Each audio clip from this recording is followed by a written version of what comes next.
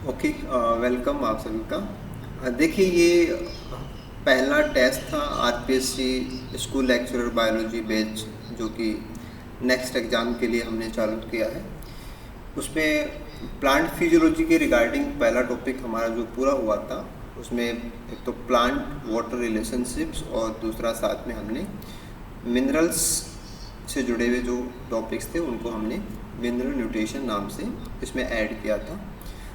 देखो, किसी भी एग्ज़ाम को क्रैक करें, आपका सिलेक्शन हो, उसमें आपकी तैयारी का लेवल बहुत ही ज़बरदस्त होना चाहिए।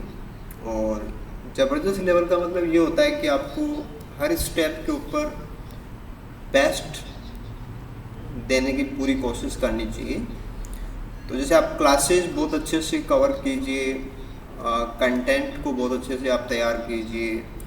उसके बाद में और भी बड़ा काम आता है कि टेस्ट के जो क्वेश्चंस हैं वो क्वेश्चंस आपके मैक्सिमम सही होने लगे। ये एक कंटिन्यूस प्रोसेस होती है। ऐसा नहीं कि भी आपने सोचा और आज टेस्ट देंगे, आज अच्छे नंबर लाएंगे, ऐसे नहीं हो सकता। आपको धीरे धीरे धीरे धीरे इसमें इम्प्रूवमेंट करना होता है। पहले टेस्ट में हो सकता है कि नंबर आपके कम आ रहे हैं, देन चीज़ें सीखिए आप लोग। और सीखने का मतलब ये कि टॉपिक तो जैसे आप तैयार करते ही हैं, लेकिन उस टॉपिक में से कोई बात थोड़ा बहुत घुमा के हो या कुछ लॉजिकली हो तो भी अपन आंसर तक जाएं। तो जैसे अपन CSIR एग्ज़ाम की बात करें या कॉलेज लेक्चर की बात करें, सेट की बात करें, अभी फर्स्ट ग्रेड की बात हो रही है अपने, तो ऑलमोस्ट राजस्थान के हिसाब से देखें या आपका कोई भी एग्ज़ाम आप लीजिए, क्वेश्चन प्रैक्टिस सबसे पीक के ऊपर आपका यही लेके आपको जा सकता है। और क्वेश्चन प्रैक्टिस के अंदर आपको जो टेस्ट हैं, आप ये मान लीजिए कि टेस्ट के लिए आपको मेंटली फुल्ली प्रिपेयर रहना चाहिए कि टेस्ट किस टॉपिक का है, कब है, कैसे क्वेश्चन आ सकते हैं। आप माइंड मैप बनाइए अपना ना, और रियल टाइम के ऊपर आप टेस्ट देखें और फिर अपनी कमियां क्या थी उन पे आप काम करें। और डिस्कशन में हमारी तरफ से पूरी कोशिश रहेगी कि आपके सारे डाउट्स हैं वो क्लियर हो, क्योंकि हमारा जो पूरा इस कोर्स को लॉन्च करने के पीछे मकसद है वो यही है कि आप लोगों को, राजस्थान भर के जितने भी स्टूडेंट्स हैं सभी को एटलीस्ट सब्जेक्ट के अंदर टू द लेवल क्लासेज हो, कंटेंट हो, ट्यूशन्स हो, डाउट्स के ऊपर क्या आंसर हो सकते हैं, तो सारी चीज़ें अप टू मार्क लेवल के आपको मिलें। और वो भी एक बहुत ही रीजनेबल सा कोई प्राइस टैग हो कि आपको बहुत ज़्यादा कहीं कोई पैसे खर्च ना करने पड़े, और बहुत ही सिंपल वे में आप सब्जेक्ट को टॉप लेवल तक, जितना टॉप लेवल हम मानना चाहते हैं, और हम कोशिश करेंगे कि हालांकि आप तैयारी तो फर्स्ट ग्रेड की कर रहे हैं और हम आपको फर्स्ट ग्रेड के रिगार्डिंग भी तैयार कर रहे हैं, बट हमारा हिडन इसके अंदर ये रहेगा कि आप और भी कोई बड़ा एग्ज़ाम है वो भी आप आराम से क्रैक कर सकें। तो आप लोगों को इस चीज़ का पूरा फ़ायदा उठाना चाहिए, और मुझे उम्मीद है कि ये चीज़ें पिछले बैच की तरह इस बार भी बहुत हेल्पफुल रहेंगी आप लोगों के लिए। जो अभी स्टूडेंट जुड़े हैं वो कंटिन्यूस अपना इसका जो भी बेनिफिट है आप उसको लीजिए, और जो बाद में जुड़ेंगे वो डेफिनेटली वो भी इसको कवर कर लेंगे। तो चलिए अपन आज का हमारा जो पहला टेस्ट है उसका डिस्कशन स्टार्ट करते हैं। 1 बाय 1 करके क्वेश्चंस की बात करेंगे। देखो, पहला क्वेश्चन था कि हमें करेक्ट मैच ढूंढना है। देखो, आरपीएससी में ऐसे क्वेश्चन कम आते हैं, डायरेक्ट क्वेश्चन ज़्यादा आते हैं। जानबूझ के ऐसा क्वेश्चन बनाया गया जिसमें आपको ज़्यादा चीज़ें एक साथ मिल जाएं। तो ऑप्शन वाइज देखेंगे तो ऑस्मोटिक प्रेशर जो है वो पेफर के द्वारा दिया हुआ है, ये करेक्ट मैच है। ठीक है। ऑस्मोसिस है वो नेलेट का है। Water potential Slatyer and Taylor का है, जबकि रूट प्रेशर थ्योरी जो है वो डिक्सन एंड जूली का नहीं है। एक ही क्वेश्चन में कई सारी चीज़ें हैं, तो डिक्सन एंड जूली का नाम अलग से पूछा जा सकता है। ठीक है, वो ट्रांसपायरेशन पूल थ्योरी है। अब देखो, इतना तो अपन उम्मीद करते ही है कि जब आप एक एग्ज़ाम के लिए प्रिपेयर कर रहे हो तो सारी चीज़ें आप जानते हो, और सारी चीज़ें आपके सामने आई हुई हैं। बस ये है कि आपको वो कनेक्ट करने में कोई दिक्कत हुई है तो आप इन चीज़ों को अच्छे से कनेक्ट करें। हाँ, यहाँ हमारा ऑप्शन नंबर सेकंड है, दैट इज़ करेक्ट। देखिए नेक्स्ट क्वेश्चन था कि which is not an example of turgor movement, कि टर्गर मूवमेंट का जो उदाहरण नहीं है वो बताना। देखो टर्गर मूवमेंट का सीधा सा मतलब ये होता है कि पानी अंदर जाए, सेल फैले और टर्जिडिटी कोज हो, उससे कुछ मूवमेंट हो, जब पानी निकल जाए टर्जिडिटी कम हो जाए, चीज़ें वापस पिचक जाएं, उससे मूवमेंट हो। तो पानी के इन एंड आउट से कोई मूवमेंट होता है वो तो हमारा आंसर होगा नहीं, उसके अलावा कोई चीज़ है वो हमारा आंसर होगा। तो स्टोमेटा के अंदर तो ट्रिगर प्रेशर ही काम करता है, तो ये तो नहीं हो सकता। कुछ पौधों की पत्तियां आपने देखी होंगी कि उनकी पत्तियां शाम को बंद हो जाती हैं, सुबह खुल जाती हैं। तो पत्तियों का जो मूवमेंट है जो कि नाइट के रिस्पॉन्स में अंदर होता है, folding and folding of leaflet, तो ये भी टर्गर प्रेशर से ही होता है। अगर आप छुई मुई की बात करेंगे, माइमोसा पुडी का छुई मुई का नाम होता है ना, टच मी नॉट बोलते हैं उसको, तो उसके अंदर जो पल्विनस है उसको आप छूते हैं तो जो सिकुड़ जाती है पत्ती, तो वो भी टर्गर प्रेशर का ही एग्जाम्पल है। लेकिन अगर हम लाइट की तरफ किसी पौधे का कोई भाग मुड़ता है तो वो फोटो रिस्पॉन्स है, टर्गर रिस्पॉन्स नहीं है, वो लाइट को दिया हुआ रिस्पॉन्स है। तो टर्गर जो नहीं है, दैट इज आंसर नंबर 4। हाँ ओके, अगला क्वेश्चन था कि protoplast culture is maintained using. देखो वैसे तो ये क्वेश्चन बायोटेक से बनता है ना, बायोटेक के अंदर सेल कल्चर, प्रोटोप्लास्ट कल्चर ऐसे नाम आते हैं। तो प्रोटोप्लास्ट कल्चर का मतलब ये होता है कि हम किसी सेल को लंबे समय तक मेंटेन रखेंगे, उससे और सेल्स बनाएंगे, तो कल्चर का मतलब कुछ ऐसा पार्ट आएगा। तो प्रोटोप्लास्ट को जब हम कल्चर करते हैं तो उसके लिए हमें जो मीडियम रखना होता है कि ना तो ज़्यादा पानी सेल के अंदर जाना चाहिए, ना पानी सेल से बाहर जाना चाहिए, यानी कि एंडोऑस्मोसिस और एक्सोऑस्मोसिस दोनों ही नहीं होने चाहिए। तो जैसा सेल का हालत है वैसा ही लगातार हर पीढ़ी में बना रहे, तो हमें बाहर और अंदर जो वाटर पोटेंशियल है उसको बराबर करना पड़ेगा। तो अगर किसी सॉल्यूशन का वाटर पोटेंशियल सेल के अंदर के वाटर पोटेंशियल के बराबर होता है तो हम इसको समप्रासरणी बोलते हैं, कि आइसोटोनिक बोलते हैं। तो हमें आइसोटोनिक मीडियम लेना पड़ेगा। अगर आपको सस्पेंशन कल्चर करना हो, किसी सेल को लेकर के आपको बात करनी हो, तो भी आपको आइसोटोनिक लेना पड़ेगा। तो अंदर और बाहर का अगर आपने ऑस्मोटिक पोटेंशियल बराबर कर दिया तो पानी का जो नेट मूवमेंट है that will be 0 and there will no endosmosis and no exosmosis. तो सेल जैसा था उसी हाल के अंदर रहेगा। ठीक है, अगले क्वेश्चन में था कि इन ए प्लाज्मोलाइज सेल, कि किसी सेल को आपने प्लाज्मोलाइज कर दिया है, यानी कि उसका जो वाटर है वो आपने एक्सोस्मोसिस से बाहर निकाल दिया। जैसे पत्ती की आपने कोई सेल ले ली और फिर आपने उसका वाटर है वो एक्सोस्मोसिस से बाहर चला गया, पानी इसका बाहर जा चुका है।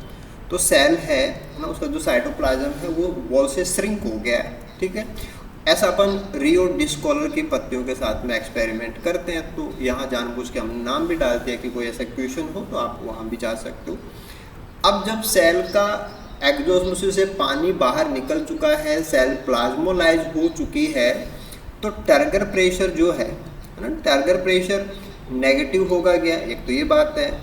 ऑस्मेटिक प्रेशर पॉजिटिव होगा क्या, एक ये बात है। डीपीडी उसकी 0 होगी, एक ये बात है।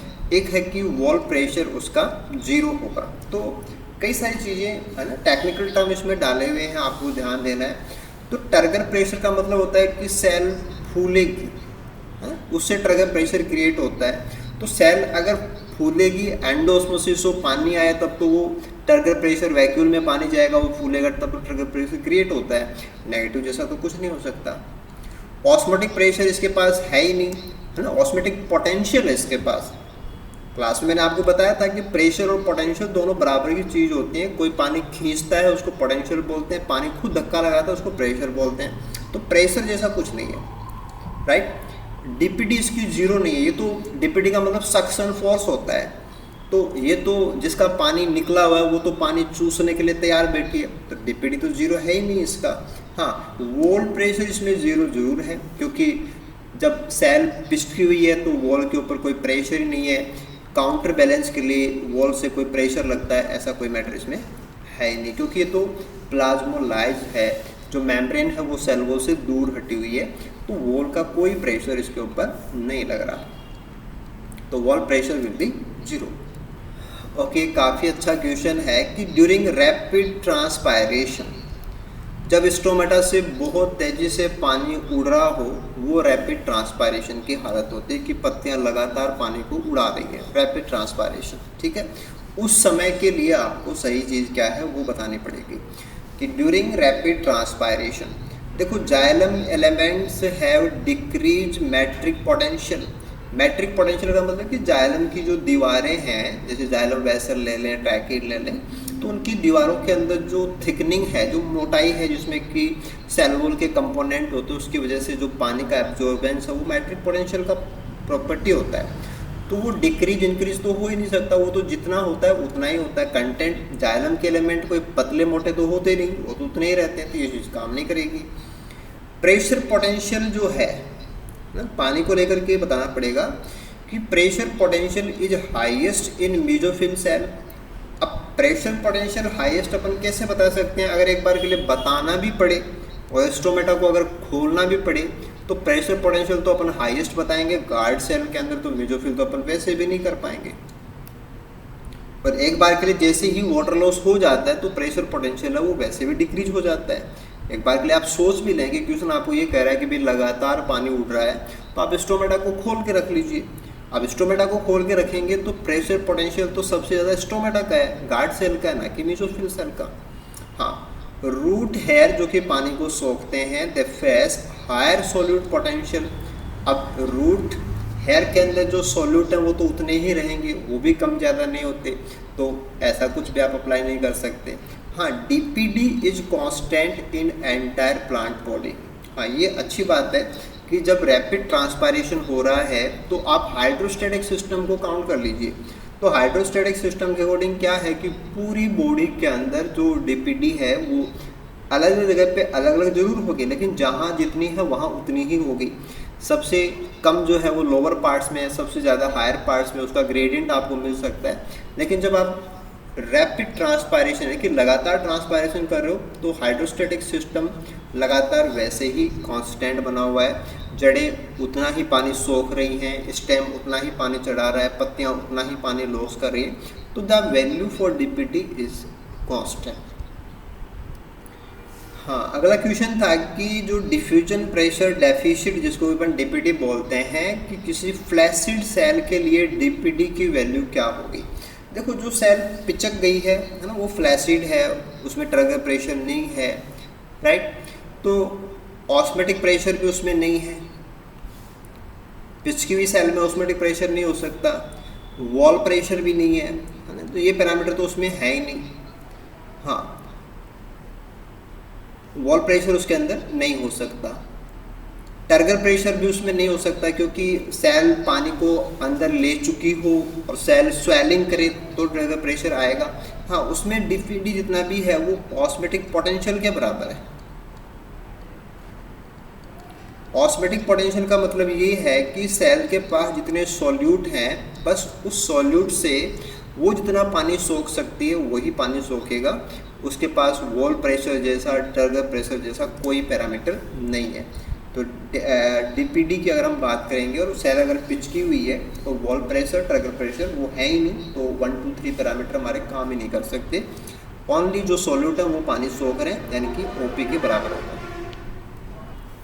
ओके, अगला क्वेश्चन था कि what is correct for water absorption by plant, कि पौधे जो पानी सोखते हैं उसको लेकर के सही बात बतानी है कि पूरा का पूरा कैपिलरी वाटर पौधे सोख सकते हैं क्या? तो आंसर है नहीं, पौधे कैपिलरी वाटर ही सोखते हैं, लेकिन पूरा नहीं सोख सकते।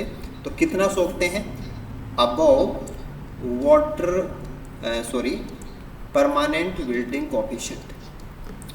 तो वाटर होल्डिंग कैपेसिटी से लेके परमानेंट विल्टिंग कोएफिशिएंट के बीच में जो कैपिलरी वाटर होता है, केवल पौधे उसी को सोख सकते हैं। अगर सॉइल में पानी की कमी हो गई है, परमानेंट विल्टिंग कोफिशिएंट से नीचे पानी की मात्रा चली गई है, तो पानी को सोखा नहीं जा सकता। तो एंटायर वर्ड गलत है कि एंटायर नहीं हो सकता। हाइग्रोस्कोपिक वाटर जो कि मृदा के कणों के ऊपर चिपका रहता है, वो भी कभी कभी सोख लिया जाता है। सेल्डम का मतलब कभी कभार होता है, तो ऐसा नहीं है कि पौधे कैपिलरी वाटर को ही एब्जॉर्ब करते हैं। हाइग्रोस्कोपिक वाटर तो कब सोखा जाएगा कि जब पानी आप पूरा ही सोइल का उड़ा देंगे, है ही नहीं पानी, तो कणों के ऊपर जो लिपटा हुआ है उसका नंबर आएगा। तो अपन तो पीएमसी से ऊपर ही रह गए थे, तो हाइग्रोस्कोपिक का तो टर्न आने का मतलब ही नहीं है। हाँ, below permanent wilting coefficient only capillary water can be absorb, तो बिलो नहीं हो सकता, अबोव होगा, तो ये वर्ड गलत है। It is maximum at water holding capacity of soil, yes, जब पानी सॉइल के अंदर बिल्कुल सैचुरेट रहता है, वाटर होल्डिंग कैपेसिटी के बराबर पानी उसके अंदर है, तो पौधे मैक्सिमम पानी सोखते हैं। तो कैपिलरी ही सोखते हैं, वो बात सही है, लेकिन परमानेंट विल्टिंग कोफिशिएंट से नीचे अगर पानी चला जाएगा तो कैपिलरी भी नहीं सोखा जाता, हाइग्रोस्कोपिक का तो कोई मतलब भी नहीं होता। हाँ, इसके बाद में अगला था अपने पास कि गट्टेशन, है ना, पत्तियों से जो पानी ड्रॉप्स के रूप में निकलता है, बिंदु स्राव, और रूट प्रेशर, कि आप किसी गमले में लगे हुए पौधे का स्टेम काटे तो उसके कटे हुए भाग से पानी आपको निकलता हुआ दिखता है, फिर आप मैनोमीटर से उसको नाप भी सकते हैं। तो ये चीज़ें आपको क्या बताती है? तो osmotically active absorption of water को ये रिप्रेजेंट करती है ना। नॉन ऑस्मोटिक एक्टिव नहीं है, नेगेटिव एक्यूडेशन नहीं है, ये तो पॉजिटिव एक्यूडेशन है कि बाहर जो स्राव होता है उसको अपन एक्यूडेशन बोलते हैं, है ना, पैसिव भी नहीं है। तो ऑस्मोटिकली एक्टिव एब्जॉर्प्शन ऑफ जो वाटर होता है उसको रिप्रेजेंट करता है गट्टेशन को, क्योंकि गट्टेशन और रूट प्रेशर दोनों एक ही चीज़ है। ओके, अगला क्वेश्चन था कि वाटर एब्जॉर्प्शन ड्यूरिंग नाइट, कि रात के समय अगर कोई पौधा पानी सोख रहा है तो ट्रांसपायरेशन तो है नहीं, फोटोसिंथेसिस भी वहाँ पे नहीं हो रहा है, स्टोमेटा बंद है, उस समय भी पानी अगर कोई पौधा सोख रहा है तो वो किसके ऊपर डिपेंड करेगा? तो जो ऑस्मोटिक ग्रेडियंट है उसके ऊपर डिपेंड करता है, क्योंकि ट्रांसपायरेशन ग्रेडियंट है नहीं। वाटर डिफ्यूजन ग्रेडियंट जो होता है वो ऑस्मोटिक ग्रेडियंट की वजह से ही होता है।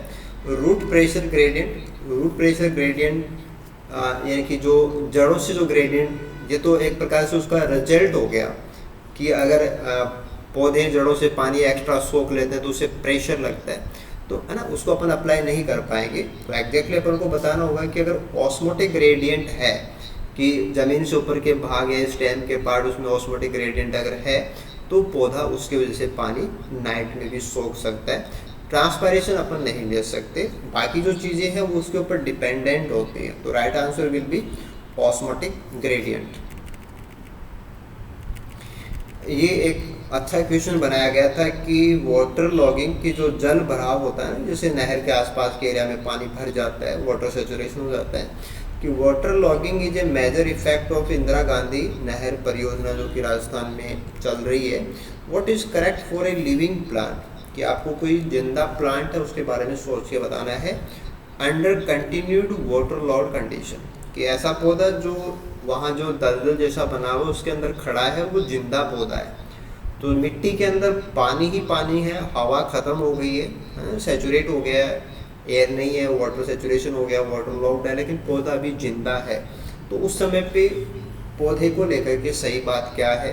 देखो, ट्रांसपायरेशन फुल जीरो तो हो ही नहीं सकता, क्योंकि पौधा जिंदा है तो ट्रांसपायरेशन तो कर ही रहा है।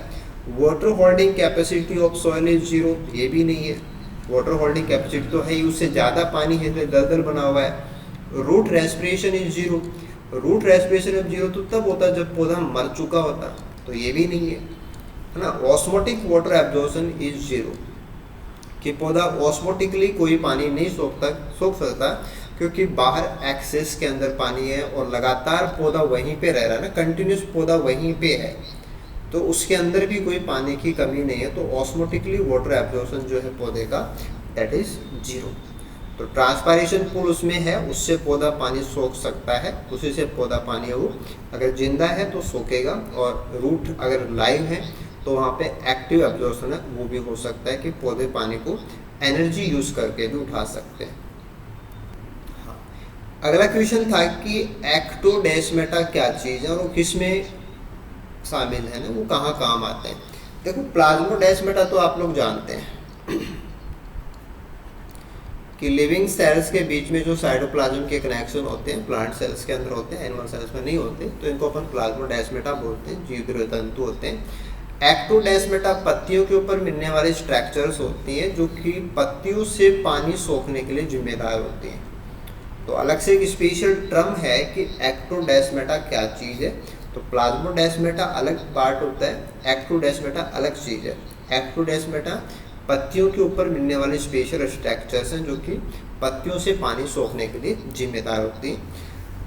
अगला क्वेश्चन था वेलामेन टिश्यू जो कि एपिफिटिक ऑर्किड्स हैं उनकी जड़ों के ऊपर मिलने वाला एक खास प्रकार का ऊतक होता है, तो वो क्या एब्जॉर्व करता है। ये काफ़ी सारे कंपटीशन एग्जाम्स में क्वेश्चन पूछा जाता है।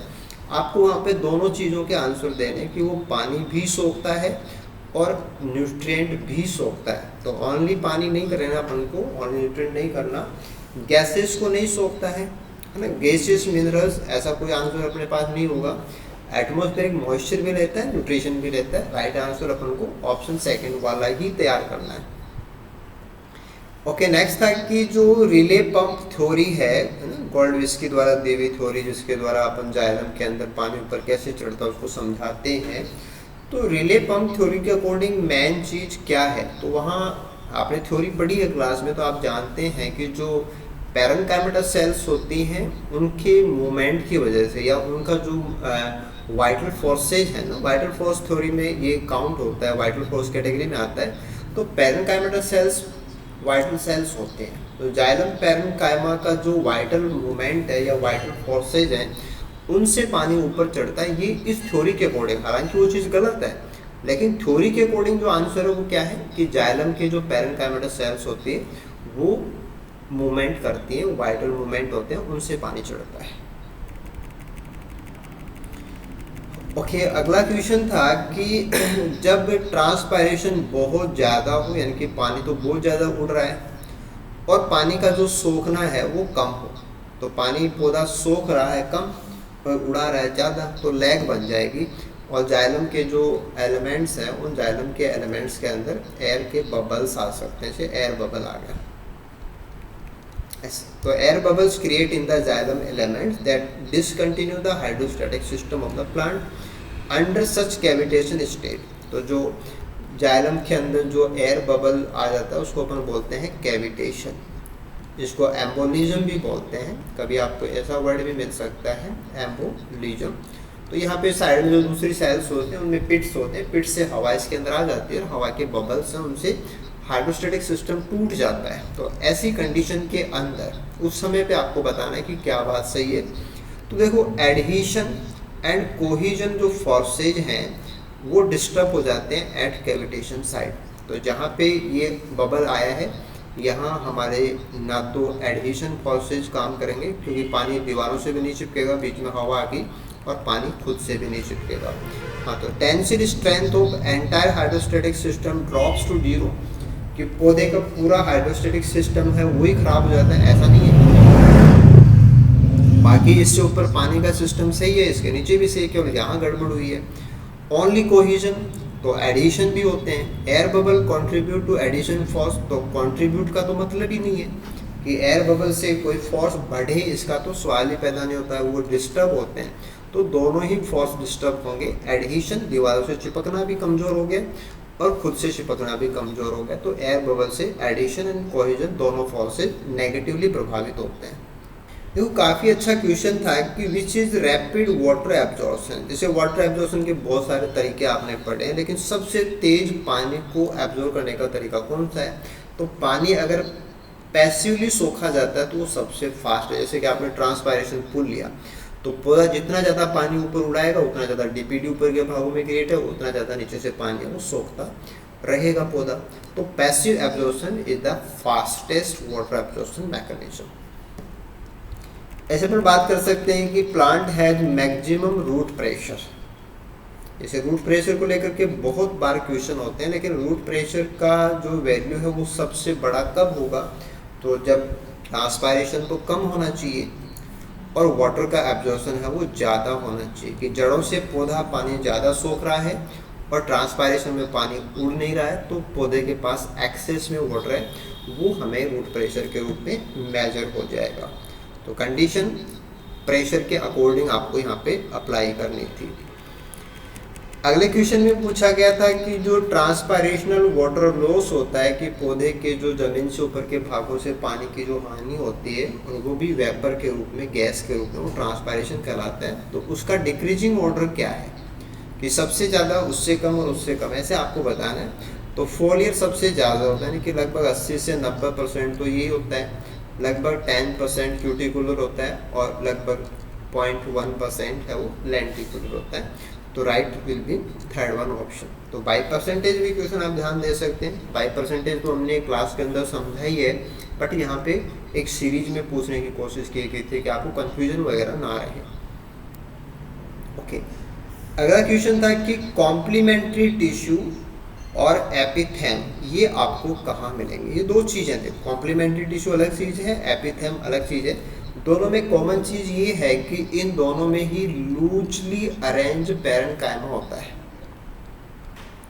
लूजली अरेंज्ड पैरेन्काइमा, ये पैरेन्काइमा की सेल्स होते हैं और उनके बीच में बड़े बड़े एयर स्पेस होते हैं। तो अगर हम लेंटी सेल की बात करेंगे, है ना, जैसे आप लेंटी सेल बनाए यहाँ से, तो यहाँ जो पैरेन्काइमा है उसका नाम तो होता है कॉम्प्लीमेंट्री टिश्यू।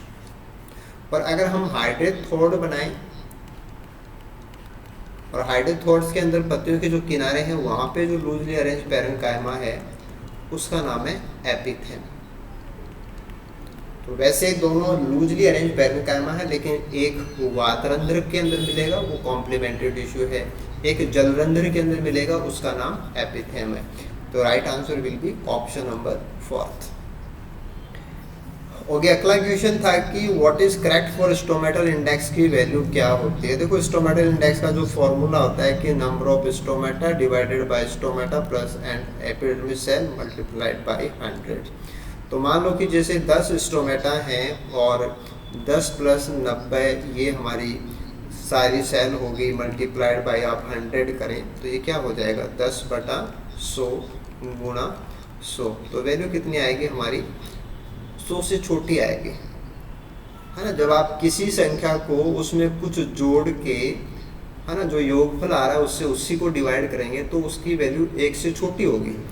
अगर आप 100 का गुणा किसी भी ऐसी संख्या से कराते हो जो 1 से छोटी है तो जो वैल्यू है वो 100 से छोटी हो जाएगी।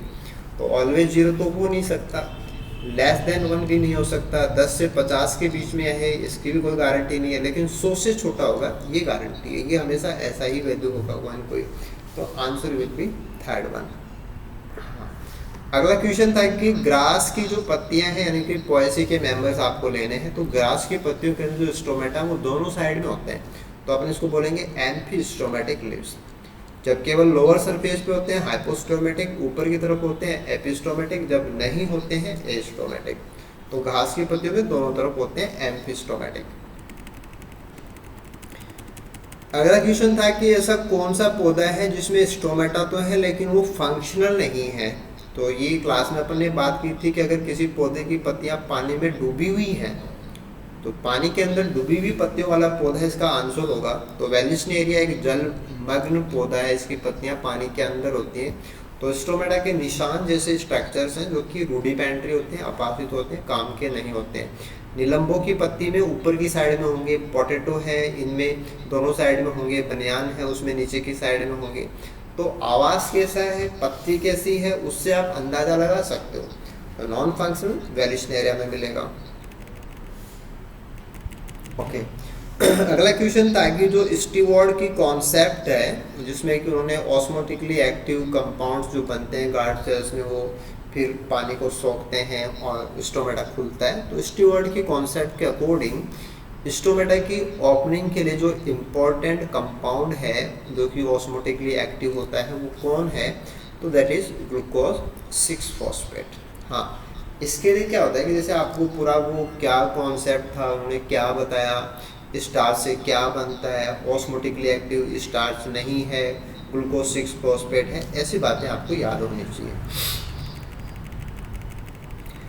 नेक्स्ट वन क्वेश्चन पे आते हैं अपन कि यहाँ आपको करेक्ट मैच देखना पड़ेगा कि guard cell mediated stomatal opening, ये गार्ड सेल की सहायता से जो स्टोमेटा खुलता है उसको लेकर के सही बात कौन से ऑप्शन में अपन को मिल जाएगी।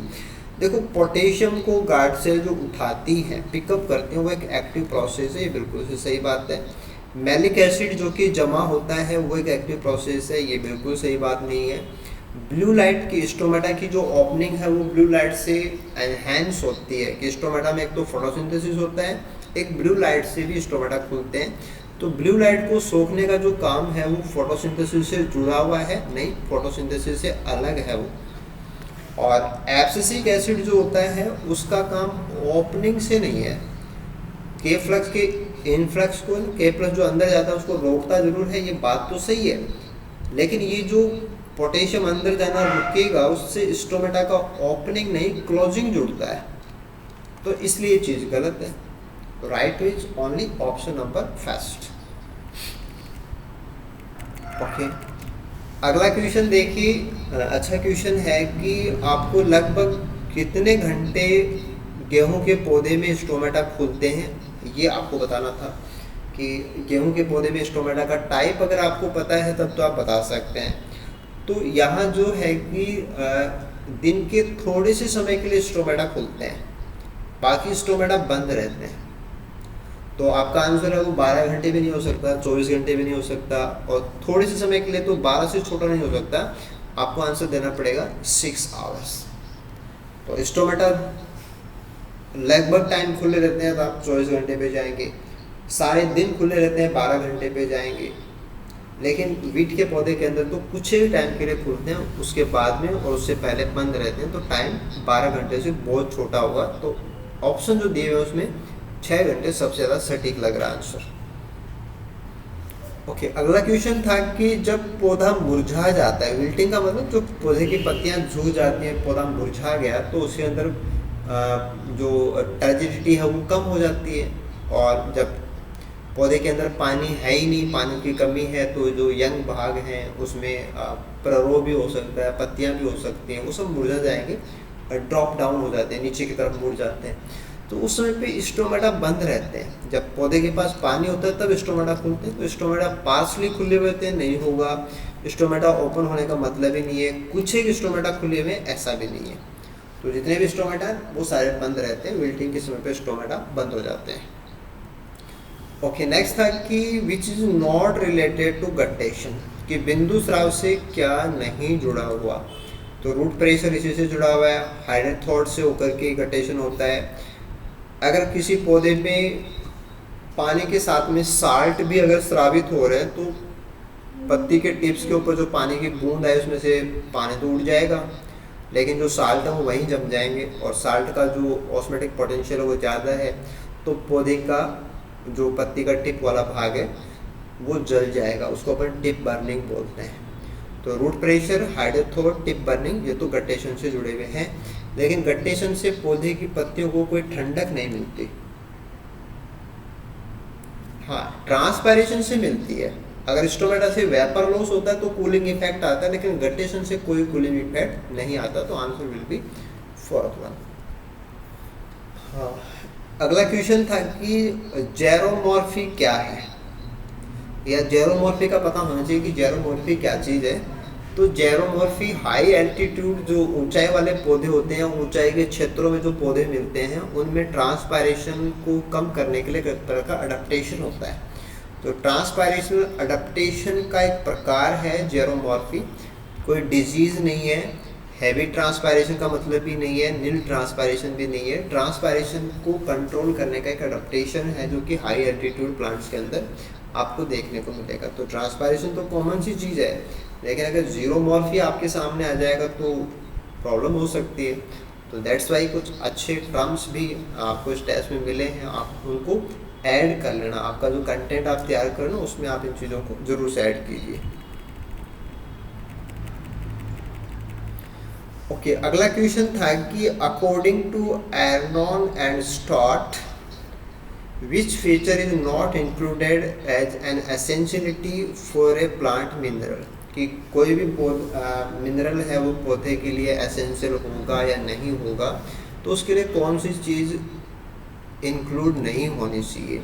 तो देखो, कोई पौधा किसी के अब्सेंस में या किसी मिनरल के बिना अगर अपनी लाइफ साइकिल पूरा नहीं कर पाए तब तो वो एसेंशियल होगा ही। और अगर कोई मिनरल उसको जो रिक्वायरमेंट है उसको अगर हम रिप्लेस कर दें किसी दूसरे मिनरल से उसकी पूर्ति कर दें तो वो तो फिर एसेंशियल नहीं होगा। तो आंसर तो नो करना है तो अपना यही होगा। It has a direct role in metabolism, तो वो एसेंशियल होते हैं जो डायरेक्ट रोल देते हैं। और इनमें से कोई भी आंसर नहीं, ये बात भी नहीं है। तो नॉट एसेंशियल के अकॉर्डिंग जो आंसर होगा that will B only option number 2 कि एक तो लाइफ साइकिल में दिक्कत आनी चाहिए, उसका कोई सब्स्टिट्यूट नहीं होना चाहिए और मेटाबॉलिज्म में डायरेक्ट रोल होना चाहिए। ये 3 कंडीशन अपन ने डिस्कस की थी। तो अगर रिप्लेसमेंट हो रहा है तो एसेंशियल नहीं होगा। नेक्स्ट क्वेश्चन पे आइए। ये था कि सॉइल एंड सॉल्यूशन फ्री, कि ना तो मिट्टी होनी चाहिए ना लिक्विड होना चाहिए, दोनों ही चीज़ें ना हो, ऐसा प्लांट्स को ग्रोथ कराने का टेक्निक कौन सा है? तो वो है एरोपोनिक्स। तो एरोपोनिक्स में हम पौधे की जड़ों के ऊपर बहुत ही फाइन ड्रॉपलेट्स जो कि लगभग कोहरे जैसी छोटी छोटी बूंदें होते हैं उनका स्प्रे करते हैं। तो कोई सॉल्यूशन स्प्रे नहीं करते अपन, सॉइल भी नहीं होती। हाइड्रोपोनिक्स के अंदर सॉल्यूशन होता है, एक्वाकल्चर के अंदर पानी होता है, वाटर कल्चर पानी है। तो एरोपोनिक्स आंसर होगा, उसमें सॉइल भी नहीं है और पानी भी नहीं है। ओके, अगले क्वेश्चन पे आइए। ये काफ़ी अच्छा पार्ट है कि a mineral is considered micro nutrient, है ना। मैक्रो माइक्रो ऐसी चीज़ों के लेकर के काफ़ी बार कंफ्यूजन से पहले क्वेश्चन आते हैं। तो आप माइक्रो कब बोलेंगे? तो माइक्रो बोलने के लिए जो शर्त अपन ने क्लास में डिस्कस की वो है कि पौधे के 1 किलो ड्राई वेट के अंदर उस मिनरल की जो मात्रा है वो आधा ग्राम होनी चाहिए। तो 0.5 ग्राम पर केजी ड्राई वेट अगर कोई न्यूट्रिएंट पौधे में पाया जाता है तो माइक्रो की कैटेगरी में आएगा, है ना। इससे ज़्यादा है तो वो मैक्रो की कैटेगरी में आता है। और फिर अगला था कि trace element are needed in plant tissue at which concentration, कि पौधे को जरूरत के हिसाब से जो ट्रेस एलिमेंट्स हैं वो कितनी मात्रा में चाहिए होते हैं। माइक्रो का मतलब वो उसमें कितना पाया जाता है और ये उसकी रिक्वायरमेंट के हिसाब से है। तो आपको याद रखना है कि 100 माइक्रोग्राम 10⁻⁻⁶ हो जाएगा। इतनी मात्रा 1 ग्राम ड्राई वेट में अगर किसी मिनरल की चाहिए तो वो ट्रेस की कैटेगरी में आता है। ये एकदम से स्टैंडर्ड वैल्यूज हैं और आपको सेम यही वैल्यू तैयार करनी है। आप किसी भी दूसरे कोई भी सोर्स आप यूज़ कर रहे हो वहाँ पे अगर कोई दूसरी वैल्यू है तो एटलीस्ट आप उनको तैयार मत करना, क्योंकि बहुत सारे कन्फ्यूजन होते हैं। फाइनली आपको ऑब्जेक्शन लगाने होते हैं, ऑब्जेक्शन केवल स्टैंडर्ड बुक से ही लगते हैं। तो आप इस चीज़ का बिल्कुल ध्यान रखें कि एग्जैक्ट वैल्यूज अगर हो तो वो स्टैंडर्ड बुक्स की ही आपको काम में लेनी होती है। ओके, नेक्स्ट वन क्वेश्चन था कि माइक्रो न्यूट्रिएंट्स का कॉम्बिनेशन सही कहाँ पे है? तो सारे के सारे मिनरल जो कि माइक्रो न्यूट्रिएंट है वो हमारे केवल ऑप्शन नंबर 3 में है। तो आप एक टेबल जरूर तैयार करें जिसके अंदर मैक्रो एंड माइक्रो का क्लासिफिकेशन हो, क्योंकि ये सिंपल किसी सिंगल न्यूट्रिएंट को भी पूछा जा सकता है और कॉम्बिनेशन भी पूछा जा सकता है। हाँ, अगला क्वेश्चन था कि ऐसा कौन सा मिनरल है जो पत्तियों से सोखा जा सकता है? तो आंसर इज सल्फर। ऐसे ही जो सरसों कुल के पौधे हैं जैसे सरसों है, मूली है, इनके अंदर एक स्पेशल प्रकार की गंध आती है और वो मस्टर्ड ग्लाइकोसाइड्स हैं और उनमें कौन सा कंपाउंड है? तो दैट इज सल्फर। क्यों? सल्फर के ऑक्साइड्स की गंध होती है। ऐसे अगर हम बात करें कि जो चाय के पौधों के अंदर टी येलो आपको सिम्टम दिखाई देता है वो भी सल्फर की डेफिशिएंसी से जुड़ा हुआ सिम्टम होता है। तो सल्फर के कुछ अलग अलग पार्ट्स हैं, है ना। जैसे यूनिक चीज़ें आपसे पूछी गई थी कि जो बिल्कुल से डिफरेंट है, कि बाकी से कहीं से कनेक्शन नहीं हो। ऐसे अगर हम बात करें कि पौधे अपनी जड़ों से मिनरल्स को सोखते हैं, फॉस्फोरस को लेकर के बहुत ज़्यादा मारामारी भी होती है। पौधे अपनी जड़ों के साथ फंगस को दोस्त बना के माइकोराइजा भी बनाते हैं और फॉस्फोरस को लेके, फंगस को लेके, माइकोराइजा को लेके क्वेश्चन आते हैं। और फॉस्फोरस भी अगर एल्कलाइन सॉइल हो, क्योंकि मोस्टली जो सॉइल्स है वो एल्कलाइन होते हैं, तो एल्कलाइन सॉइल जिसकी pH 7 से ज़्यादा होती है वो एल्कलाइन होती है। तो उसमें फॉस्फोरस किस रूप में पाया जाता है? तो आंसर है PO4 3-। ऐसे अगर बात की जाए कि जो जड़ों के साथ फंगस का एसोसिएशन जो कि माइकोराइजा बनाता है, वो माइकोराइजा क्या क्या सोखता है? तो आपको ध्यान देना है कि वो मेन तो सोखता है फॉस्फोरस, लेकिन उसके अलावा जो नाइट्रोजन है उसको सोखने में भी हेल्प करता है। जैसे आपने वेलामेन में आंसर दिया था कि पानी और मिनरल दोनों को सोखता है, वैसे आप माइक्रोराइजा में भी ध्यान रखेंगे कि फॉस्फोरस एंड नाइट्रोजन दोनों आपको आंसर करने हैं। ओनली फॉस्फोरस भी गलत हो जाएगा, ओनली नाइट्रोजन भी गलत हो जाएगा।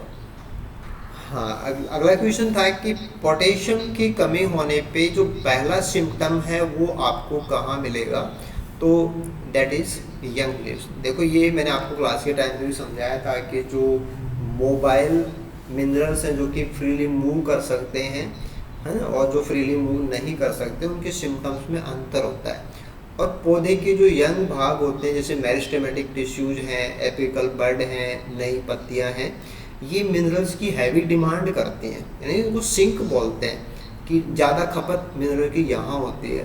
तो अगर कोई मोबाइल एलिमेंट और उसकी मात्रा कम है तो पहला सिम्टम हमें सिंक पार्ट्स में ही मिलेगा। तो ओल्ड पत्तियाँ ये आंसर नहीं होगा, आपको आंसर क्या देना है, यंग लीव्स। ओके, ये काफ़ी अच्छा क्वेश्चन था कि कौन सा मिनरल ऑक्सीजन के बायोसिंथेसिस में शामिल है। देखो आपको आंसर जिंक इसलिए देना पड़ेगा क्योंकि जिंक से बनता है ट्रिप्टोफान, और ट्रिप्टोफान से बाद में सिंथेसिस होता है ऑक्सीजन का। तो right answer will be zinc. ऐसे आपको इनकरेक्ट मैच बताना है, जो गलत बात, वाइट बट जिंक की डेफिशिएंसी होता है, टी है ये TLO है, सल्फर की कमी से होता है। एक्जेंथेमा जो छाल होती है उसमें क्रैक्स आ जाते हैं, वो कॉपर की कमी से होता है। लेकिन जो विप्टाइल डिजीज होती है क्रूसीफर्स के अंदर, वो मॉलिबेडनम की कमी से होती है। क्लोरीन आंसर नहीं है, तो इनकरेक्ट अपन को बताना था, ऑप्शन 4 विल बी इनकरेक्ट।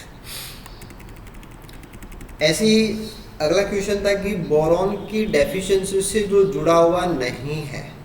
देखो जानबूझ के हमने ऐसे क्वेश्चन आपके लिए रखे थे जिसमें आपको आंसर भी देना पड़े और आप उससे सीखें भी। जैसे शुगर बीट के अंदर हाइड्रोट बोरॉन की कमी से होगा, टर्निप के अंदर वाटर कॉर बोरॉन का ही सिम्टम है, जैतून के अंदर ओलिफेस सिम्टम आता है, इसी का सिम्टम है। लेकिन वाइट बड इन एप्पल है, ये बोरॉन का डेफिशिएंसी सिम्टम नहीं है। तो answer will be 4th one. अगला क्वेश्चन भी बहुत शानदार बात आपसे पूछी गई थी कि मिनरल्स बताने हैं जो नाइट्रोजनेज कॉम्प्लेक्स के लिए काम करते हैं। देखो जो नोड्यूल्स होती हैं, उन नोड्यूल्स के अंदर बैक्टीरिया नाइट्रोजन फिक्सेशन करते हैं, तो वहाँ पे एक एंजाइम का गुच्छा होता है, उसका नाम होता है नाइट्रोजनेज कॉम्प्लेक्स। और उस नाइट्रोजनेज कॉम्प्लेक्स के अंदर कौन कौन से मिनरल होते हैं, तो मॉलिब्डेनम होता है, फेरस होता है, सल्फर होता है, और अल्टरनेट नाइट्रोजनेज के अंदर वेनेडियम भी होता है। तो right answer will be molybdenum, vanadium, ferrous sulphur होता है ये, मॉलिब्डेनम कॉम्प्लेक्स होता है ये, वेनेडियम अल्टरनेट नाइट्रोजनेज के हिसाब से आपको ध्यान देना है। ठीक है, अगला क्वेश्चन था एंटागोनिज्म। जब कोई चीज़ किसी के अगेंस्ट काम करती है तो उसको अपन एंटागोनिज्म बोलते हैं ना, कि ड्यूरिंग आयन एंटागोनिज्म, कि एक आयन दूसरे के अगेंस्ट है। तो during ion antagonism uptake of a ion by roots is, जैसे मान लो कि कोई ए को सोख रहा है, तो अगर वहाँ पे कोई आयन बी भी है तो बी क्या करेगा, ए के आयन को सोखने को रोकेगा। तो during ion antagonism uptake of a particular ion by root is decrease in the presence of another ion। तो आंसर विल बी 3rd। ये मार्क गलत हुआ है, आपकी की में भी हो सकता है गलत होगा, लेकिन एंटागोनिज्म का मतलब एक दूसरे के अगेंस्ट काम करेगा। तो अगर ए आयन सोख रहा है जड़ें और बी भी वहाँ पे प्रेजेंट है, तो बी की वजह से ए का जो अवशोषण है वो कम होगा, ना कि बढ़ेगा। ऐसे अपन बात कर सकते हैं कि पौधों को कौन सा मिनरल सबसे ज़्यादा लार्जेस्ट अमाउंट में क्या चाहिए, तो दिस इज जो गिवन ऑप्शन है उसके अकॉर्डिंग क्या होगा, नाइट्रोजन, कार्बन, हाइड्रोजन, ऑक्सीजन, ये सबसे ज़्यादा मात्रा में चाहिए। तो कैल्शियम, सल्फर, फॉस्फोरस ये नाइट्रोजन की तुलना में बहुत पीछे रह जाते हैं। तो राइट विल बी नाइट्रोजन। काफ़ी अच्छा क्वेश्चन है 45 नंबर क्वेश्चन की, जब पौधा फोटोसिंथेसिस कर लेता है और फ्लोएम से जब कार्बोहाइड्रेट का मूवमेंट होता है कि पत्तियों से यानी कि जो सोर्स भाग है उसे सिंक को भोजन जाएगा तो फ्लोएम से जाता है। और फ्लोएम में कार्बोहाइड्रेट को भेजने में मदद कौन सा मिनरल करता है? तो आंसर विल बी बोरॉन। तो बोरॉन ट्यूब्स के जर्मिनेशन से जुड़ा हुआ क्वेश्चन आता है बोरॉन का। एक कार्बोहाइड्रेट के ट्रांसलोकेशन से जुड़ गया जाता है कि बोरॉन है वो कार्बोहाइड्रेट के मूवमेंट के लिए भी हेल्प करता है। देखो अगला क्वेश्चन था कि अकॉर्डिंग टू डॉनेन इक्विलिब्रियम, जो आयन अब्जॉर्प्शन को लेकर के है कि फिक्स्ड आयन्स जो होते हैं वो क्या काम आते हैं। तो मेम्ब्रेन के पीछे जो हमने पढ़ा था कि जो फिक्स आयन्स हैं वो क्या करते हैं, वो कैटायन को भी उठाने के काम आते हैं, एनायन को भी उठाने के काम आते हैं। फिक्स आयन उनको बोलते हैं जो बड़े आकार के ऑर्गेनिक कंपाउंड्स हैं जो मेम्ब्रेन को क्रॉस नहीं कर सकते, वो फिक्स आयन्स हैं। आपके डायग्राम के अंदर उनको आर से रिप्रेजेंट किया हुआ, तो ऑर्गेनिक कंपाउंड्स होते हैं। तो ये कैटायन को भी उठाने में हेल्प करते हैं और एनायन को उठाने में भी हेल्प करते हैं। ऐसे था कि डॉनेन इक्विलिब्रियम के ऊपर जो वैल्यू है, एक तो क्या होता है कि डॉनेन इक्विलिब्रियम क्या है ये आपको बताऊं, ये तो उसका फॉर्मूला है। अब डॉनेन इक्विलिब्रियम के ऊपर कैटायन टू एनायन रेशियो दोनों साइड में बराबर होता है। मेम्ब्रेन की बोथ साइड्स के अंदर कैटायन और एनायन का जो रेशियो होता है कि कैटायन की कॉन्सेंट्रेशन डिवाइडेड बाय एनायन की कॉन्सेंट्रेशन, और ये भी दोनों साइड में, बाहर की साइड का कॉन्सेंट्रेशन का जो अनुपात आएगा उतना ही अंदर की साइड का होता है। तो this will be right option third one, कि जब डॉनेन इक्विलिब्रियम एस्टैब्लिश हो जाता है तो कैटायन टू एनायन रेशियो जितना बाहर है उतना ही अंदर होता है, कि जितने कैटायन एनायन अंदर है उतने ही कैटायन एनायन बाहर होते हैं। सिमिलरली अगर हम बात करें कि जब मिनरल्स का मास फ्लो होता है ना, एक तो कार्बोहाइड्रेट का होता है और एक मिनरल्स जब खूब सारे फ्लो उनका अपन पढ़ते हैं और उसकी स्टडी होती है, तो स्टडी के हिसाब से रेडियो एक्टिव जो मटेरियल अपन इस्तेमाल करते हैं वो क्या है। तो फॉस्फोरस, जो रेडियो एक्टिविटी फॉस्फोरस है उसका इस्तेमाल करके मिनरल्स का जो मास फ्लो है उसको ऑब्जर्व किया जाता है। तो कार्बन डेटिंग या कार्बन एक्टिविटी ऐसा कुछ नहीं है, ओनली फॉस्फोरस, लेबल्ड फॉस्फोरस यानी कि रेडियो एक्टिविटी फॉस्फोरस का इस्तेमाल किया जाता है। अगला क्वेश्चन देखते हैं अपन कि विच ion Uptake shows competition effect on chloride absorption, कि क्लोराइड को जब पौधे उठाते हैं तो कंपटीशन इफेक्ट कौन सा आयन देता है, तो वो है ब्रोमीन। क्योंकि अगर ब्रोमीन ज़्यादा होगा तो क्लोराइड का जो अपटेक है वो कम हो जाता है। तो कंपटीशन का मतलब जब कोई दो चीज़ें एक ही जगह जाना चाहे तो वो कंपटीशन होता है। तो क्लोराइड का मूवमेंट जितना हो रहा है, अगर आपने ब्रोमीन साथ में लिया तो क्लोराइड का मूवमेंट जो अपटेक है एब्जॉर्प्शन वो कम हो जाता है, इसको अपन कंपटीशन इफेक्ट बोलते हैं। तो क्लोराइड के लिए ब्रोमीन कंपटीशन इफेक्ट कॉज करता है। अगला क्वेश्चन था कि साल्ट रेस्पिरेशन के अकॉर्डिंग, है ना, जब लवणों की सांद्रता बढ़ जाती है तो वहाँ से इसका कनेक्शन है। तो साल्ट रेस्पिरेशन का मतलब ये है कि जो मिनरल एब्जॉर्प्शन होता है, मिनरल एब्जॉर्प्शन के लिए जो एक्टिव एब्जॉर्प्शन प्रोसेस है उसमें बताया गया था कि जो रेस्पिरेशनल एनर्जी है वो काम में आती है। रेस्पिरेशनल एनर्जी का मतलब एटीपी काम में आती है।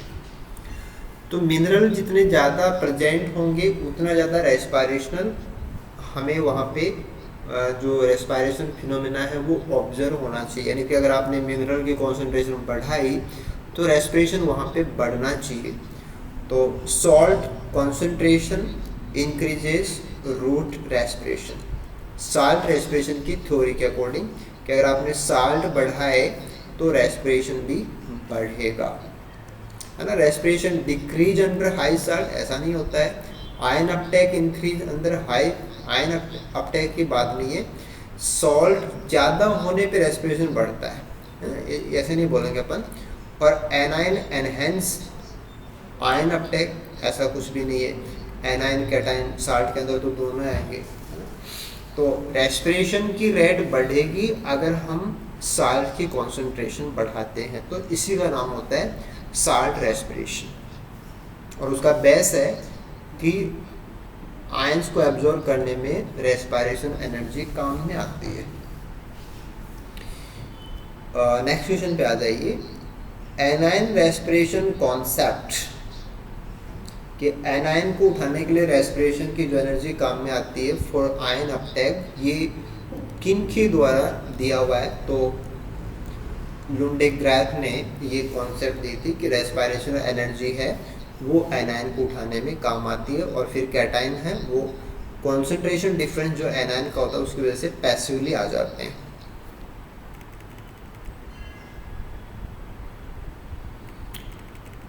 हाँ, अगला क्वेश्चन क्लास में अपन इस बात को डिस्कस नहीं किया था, तो यहाँ से आपको ऐड करना है कि ट्रिटोन एक्स जो होता है, ट्रिटोन एक्स एक डिटर्जेंट है।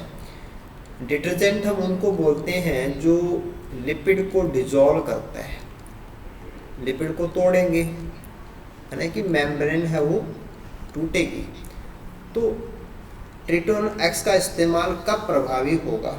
तो अगर हमें पत्तियों से कोई मिनरल सोखना है ना, फोलियर एब्जॉर्प्शन अगर करना है, फोलियर एब्जॉर्प्शन ऑफ सल्फर, तो पौधे को उसकी पत्तियों से अगर सल्फर को एब्जॉर्ब कराना है तो हम पत्तियों के ऊपर ट्रिटोन एक्स का छिड़काव करते हैं। और वैसे ट्रिटोन एक्स है वो सेल बायोलॉजी में आपको मिल जाएगा, बायोटेक में आपको मिल जाएगा कि अगर आपको मेम्ब्रेन डिजोल्व करनी है तो आप ट्रिटोन एक्स का इस्तेमाल कर सकते हैं, क्योंकि वो एक डिटर्जेंट है जो कि मेम्ब्रेन जो कि लिपिड से बनी होती है उसको तोड़ देता है। तो मिनरल एब्जॉर्प्शन के हिसाब से बात करेंगे तो फोलियर एब्जॉर्प्शन को बढ़ाता है, क्योंकि जब मेम्ब्रेन कमज़ोर हो जाएगी पत्तियों की तो ज़्यादा सल्फर है वो जा सकता है। ओके, हाँ, नेक्स्ट क्वेश्चन था कि जो कैस्पेरियन पट्टिकाएं होती हैं, बहुत ही शानदार सा क्वेश्चन है, बहुत बार इनसे जुड़ी बातें आती हैं कि कैस्पेरियन पट्टिकाएं इंपॉर्टेंट होती हैं in water flow from cortex to xylem इनमेंट, कि जब पानी कॉर्टेक्स से जाइलम के पास आता है तो बीच में एंडोडर्मिस आती है, और एंडोडर्मिस के अंदर कैस्पेरियन पट्टिकाएं पाई जाती हैं। तो आपको बताना है कि what is incorrect for the role of casparian strip. तो कैस्पेरियन स्ट्रिप के रोल को लेकर के गलत बात क्या है वो ढूंढेंगे अपन, कि stop inward water flow of water in stem, कि स्टेम के अंदर है ना इनवर्ड फ्लो को रोकता है। तो थोड़ा सा आपको स्मार्ट तरीके से ध्यान देना था कि लैंग्वेज क्या बोल रहा है, कि स्टेम का मैटर है, जबकि एंडोडर्मिस जो रूट्स की हैं उनके अंदर कैस्पेरियन पट्टिकाएं मुख्य रूप से होती हैं। तो आंसर स्टेम को लेकर के तो हो ही नहीं सकता, है ना, ये स्टेम का पार्ट गलत हो गया। Stop inward water flow of root, ऐसा नहीं है, stop outward flow of the root. देखो ऐसा होता है कि पानी है वो कॉर्टेक्स से अंदर आता है, और जिस सेल से आता है उसका नाम होता है पैसेज सेल। तो पैसेज सेल से होकर के पानी अंदर आ गया, क्योंकि पैसेज सेल एंडोडर्मिस की सेल होती है, लेकिन उसमें कैस्पेरियन पट्टिकाएं क्या होती हैं, अब्सेंट होती हैं। अब अंदर जो पानी आ गया है वो वापस बाहर नहीं चला जाए, इसके लिए यहाँ पे क्या है, कैस्पेरियन स्ट्रिप्स है। तो एक्चुअल में बाहर की तरफ जो मूवमेंट है, आउटवर्ड फ्लो जो है उसको रोकने का काम करता है। तो आंसर विल बी फॉरवर्ड। अंदर जाने के हिसाब से आंसर देंगे तो आंसर आएगा पैसेज सेल इनवर्ड के लिए। तो कैस्पेरियन स्ट्रिप्स उसमें नहीं होती है, प्रोटोजाइलम के ठीक सामने एंडोडर्मिस की सेल्स है, उसमें पैसेज सेल है, उसमें कैस्पेरियन पट्टिकाएं अनुपस्थित हैं। तो कैस्पेरियन पट्टिकाओं का काम है कि अंदर जो जाइलम में पानी भर गया वो कहीं वापस कॉर्टेक्स में ना चला जाए।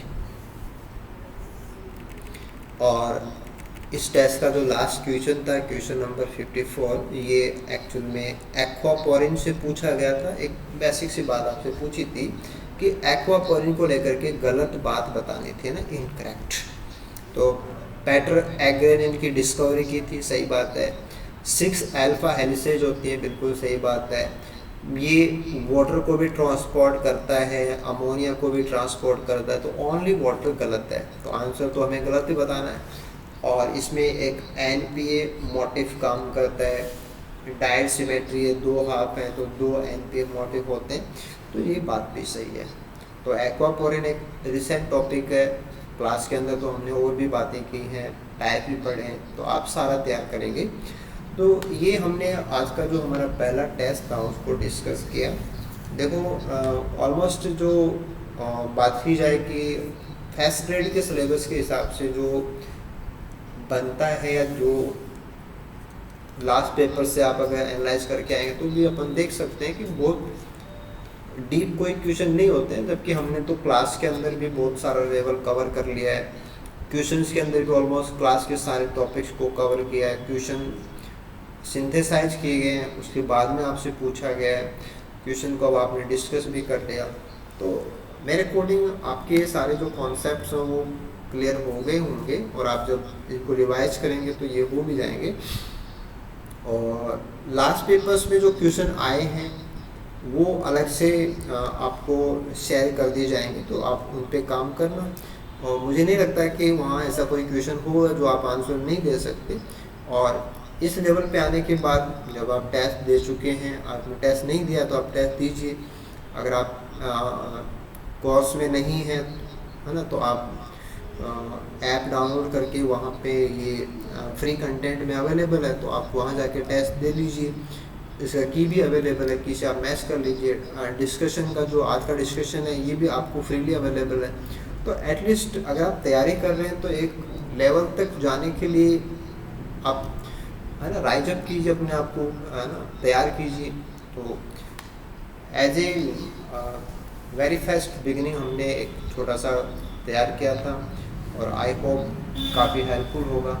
और जैसा कि लास्ट असिस्टेंट प्रोफेसर एग्ज़ाम में भी हमने किया था, लास्ट एग्ज़ाम में भी स्कूल एक्सेल के लिए भी हमने किया, वैसे से हम चाहते हैं कि इस एग्ज़ाम के लिए भी एक अच्छा कोर्स आपको मिलता रहे, जिसमें क्वेश्चंस का लेवल बहुत शानदार रहे और आपको सीखने को ज़्यादा से ज़्यादा मिले, डाउट्स आपके सारे क्लियर हो जाएं।